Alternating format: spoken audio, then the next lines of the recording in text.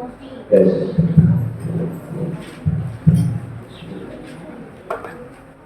Assalamualaikum warahmatullahi wabarakatuh.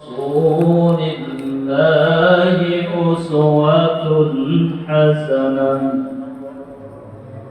liman kana yarjullaha wal yawmal akhir wa dzakarallaha katsiran. Suri tauladan bagi kita semuanya. Hadirin jamaah yang dimuliakan Allah, jadi figur manusia sempurna yang bisa dijadikan contoh dalam hidup ini adalah hanya baginda Rasulullah. Jadi manusia yang paling sempurna di antara manusia, di tengah-tengah manusia adalah Rasul. Manusia, tetapi beliau kata seperti manusia. Saking hebatnya Rasulullah itu sebagai panutan seluruh umat manusia di dunia yang bisa mengikuti tauladan baginda Rasulullah, insya Allah pasti dijamin surganya Allah Subhanahu wa Ta'ala. Itu dalam ini kita memperingati malam Ramadan. Nah, suri tauladan bagaimana yang harus kita ikuti oleh baginda Rasulullah. Rasulullah itu sempurna, dari seluruh hidup manusia sudah dicontohkan oleh baginda Rasulullah. Contohnya, pulau niki tiyang petani, penggambaran domba. Rasulullah juga penggambaran domba. Pulau niki pedagang. Rasulullah juga pedagang. Ini seorang laskar, prajurit, komandan. Rasulullah juga komandan pasukan. Namanya Rasulullah presiden. Rasulullah itu adalah sebagai panutan, politikus ulung dan ahli strategi dalam pertempuran. Rasulullah sudah lengkap. Makanya kalau orang itu berfigur pada baginda Rasulullah, yakin dijamin selamat dunia maupun akhir. Nah, saat ini yang paling penting dan disuruh tahu dalam bagi Rasulullah wonten niku. Tiga ini yang perlu kita laksanakan. Yang pertama, bahwa baginda Rasulullah itu adalah orang yang sempurna akhlaknya dalam kehidupan ini.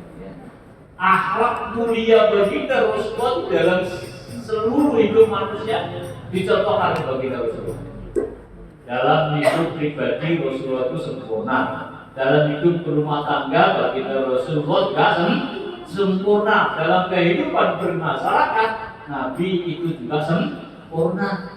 Dalam kehidupan berpolitik berbangsa benar Rasulullah, wah, politikus unggul itu nggak ada sekarang yang menandingi politiknya Rasulullah. Dalam kehidupan sehari-hari Rasulullah itu luar biasa, patut dicontoh. Akhlak baginda Rasulullah mencewu. Monggo mangke ditiru nggih. Saged boten nggih tergantung kita, tapi angel. Rasulullah itu akhlaknya itu wa ta'fu akan doa. Rasulullah itu pemaaf.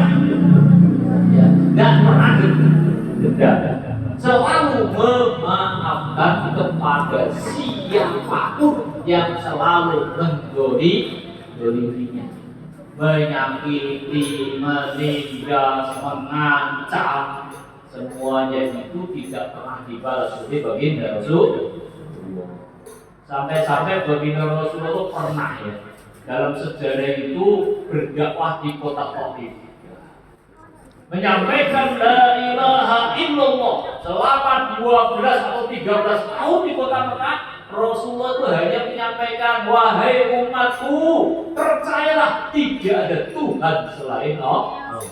Hanya itu 12 atau sampai 13 tahun itu hanya menyampaikan, ayo kita kembali kepada Qul huwallahu, katakan Tuhan itu Esa.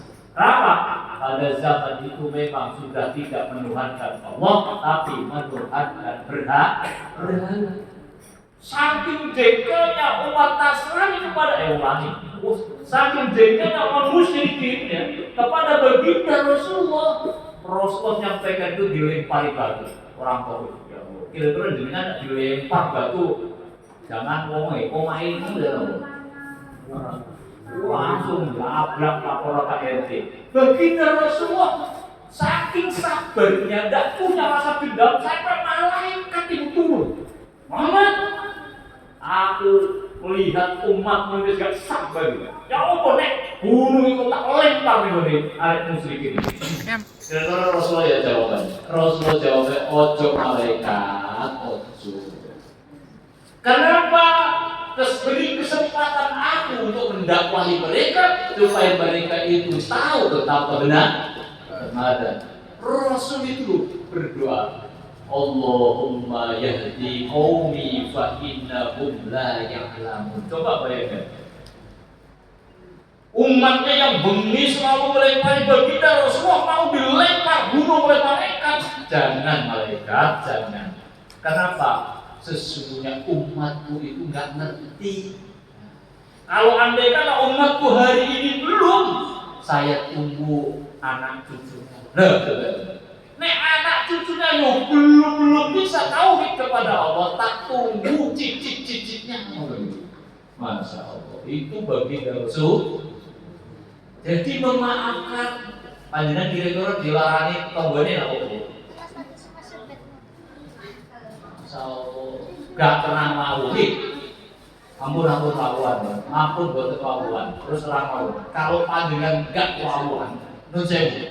Walaupun panjenengan ibadahnya pun ya gak turun ke mushola ini, nek panjenengan tasih wonten musuh di antara kita, yakin dan percaya nanti di akhirat panjenengan tasih wonten hak Adam yang akan menuntut panjenengan. Nah, kenapa? Makanya Rasulullah nggak punya rasa dendam. Nek disakiti panjenengan berilah maaf kepadanya. Itu akhlak Rasulullah. Jangankan hanya disakiti kados ngeten iki, apa di depot ya Pak. Dinapake bulan ini. Gak diwawu dan lain sebagainya karena ketersinggungan masalah sedih itu gak mau. Ampun atas ngoten nggih. Dimaafkan saja, insya Allah niku akhlak baginda Rasulullah Sallallahu Alaihi Wasallam. Selalu baginda Rasul itu memaafkan kepada orang selalu menyakitinya. Itu taraknya kurang satu.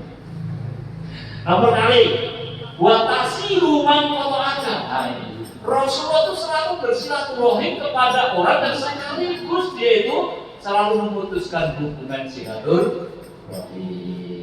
Orang itu dibenci, jangan masuk jangan cawan. Ayo kita silaturahim supaya silaturahim itu cair. Itu wonten caranya. Ya. Biasanya nak kamu silaturahim kalau musuh itu beting loh, malah beting. Supaya cair, niku nek silaturahim jenengan gowo bototno, gowo oleh-oleh, maksud. Nggih, insyaallah nek panjenengan paringi hadiah cair. Percaya. Lulu. Kenapa? Ternyata orang yang pembenci ternyata dia bawa oleh-oleh. Itu sampean hanya silaturahim yo ngaku gak apa-apa. Yo gak dimaafno Nah, carane ngoten. Nek wonten kelebihan kirimi, walaupun mungkin masih benci tidak apa-apa, pahalanya lebih luar biasa. Benci diparingi, masya Allah. Lama-lama pasti hatinya dulu. Ternyata dia baik ya. Tapi nek sampai soal musuh pelintang ini, ya enggak mau. Insya Allah enggak mau. Sampai mati enggak mau, yakin enggak mau. Kenapa? Karena biasanya orang itu kalau sudah sakit hati jangankan memberinya, melihat saja enggak sanggup. Apa mana yang memberi? Nek panggil sakit memberikan sesuatu, walaupun hari itu mungkin dibuang, itu urusannya dia. Karena sudah tak berikan, terserah kalau buang mau makan silakan. Tapi insya Allah itu semua menjadi kenangan terindah bagi mereka. Walaupun mungkin mau makannya itu berupa makanan mungkin itu tak makan tak buang mungkin, mikir ya. Tapi lama-lama yakin hadiah itulah bisa membuat suasana cair. Sudah dibuktikan oleh Allah terpercaya. Ketika kita sudah saling memberi, maka insya Allah kita akan tersambung kembali. Sila itu nyambung. Kalau sesama meter tinggi ya kita selalu sila ya, salaman tidak masalah ya.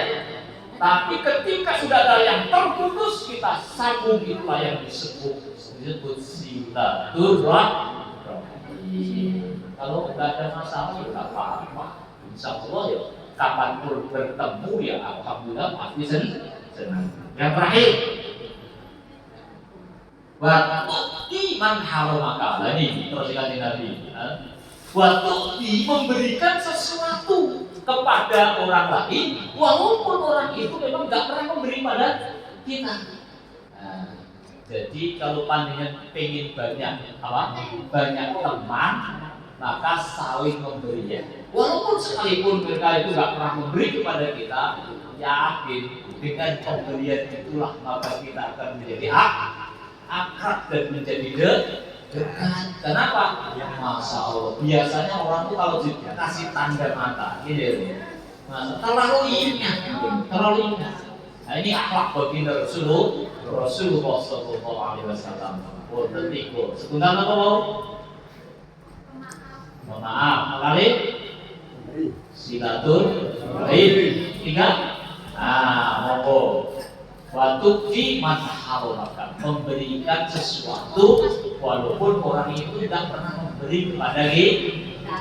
Ojo sampai bu nopo masjid apa diweki. Jangan. Kalau bisa kita harus memberi al-yadul ulya khairun minal yadis. Tangan di atas itu lebih baik daripada tangan di bawah. Jangan selalu berharap apa aku mau hadiah yuk. Saya ini ngomong delapan kok katanya ini hadiah aku yuk. Ampun ya. Jadi kalau bisa, kalau panjenengan pengen diberi tiang, seringlah panjenengan memberikan kepada orang. Oh itu udah pasti kuncinya nggak tahu ya. Jangan berharap kita diberi orang kalau kita nggak pernah memberi apapun kepada orang lain. Mudah-mudahan ini dibarengi dengan barokah dari Allah Subhanahu.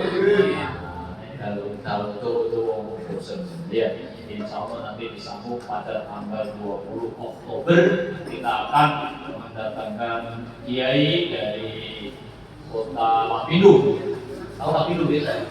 Porong Ustaz Kiai Haji Sahrul Fadlan yang insya Allah akan mengguncang bumi RW 07. Kenapa? Video silakan dibuka di YouTube ya. Tulis saja Kiai Haji Sahrul